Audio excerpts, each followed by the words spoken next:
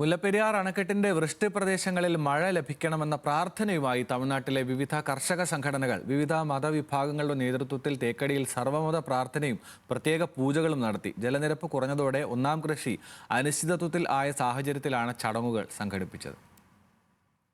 മുല്ലപ്പെരിയാർ അണക്കെട്ടിലെ ജലനിരപ്പ് ആശങ്കാജനകമായി താഴ്ന്നതോടെ മഴയ്ക്ക് വേണ്ടി പ്രാർത്ഥനയുമായി തമിഴ്നാട്ടിലെ കർഷകർ.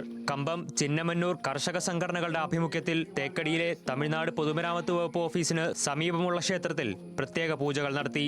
തുടർന്ന് പെരിയാർ അണക്കെട്ടിൽ നിന്ന് തമിഴ്നാട്ടിലേക്ക് വെള്ളം തുറന്നുവിടുന്ന തേക്കടി ഷട്ടർ പരിസരത്ത് മതനേതാക്കളുടെ നേതൃത്വത്തിൽ സർവ്വമത പ്രാർത്ഥനയും നടന്നു.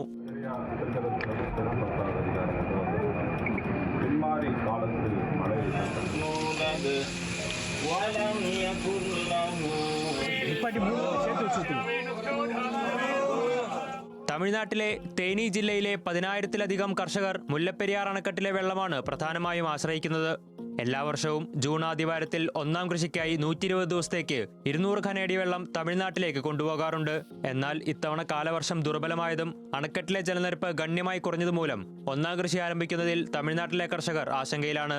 നിലവിൽ അണക്കെട്ടിലെ ജലനിരപ്പ് 112.9 അടിയാണ്. ജലനിരപ്പ് 118 അടി പിന്നിട്ട ശേഷമേ ഒന്നാം കൃഷിക്കായി വെള്ളം തമിഴ്നാട്ടിലേക്ക് തുറന്നുവിടാനാകൂ. 2019-ലും സമാന സാഹചര്യത്തിൽ തമിഴ്നാട് ഇവിടെ സർവ്വമത പ്രാർത്ഥന സംഘടിപ്പിച്ചിരുന്നുവെന്നും തുടർന്ന് നല്ല മഴ ലഭിച്ചതായും കർഷകർ പറയുന്നു. തമിഴ്നാട് പൊതുമരാമത്ത് വകുപ്പ് ഉദ്യോഗസ്ഥരും നിരവധി കർഷക സംഘടനാ പ്രതിനിധികളും ഉദ്യോഗസ്ഥരും മഴയ്ക്കായുള്ള സർവ്വമത പ്രാർത്ഥനയിൽ പങ്കെടുത്തു. ന്യൂസ് മലയാളം, ഇടുക്കി.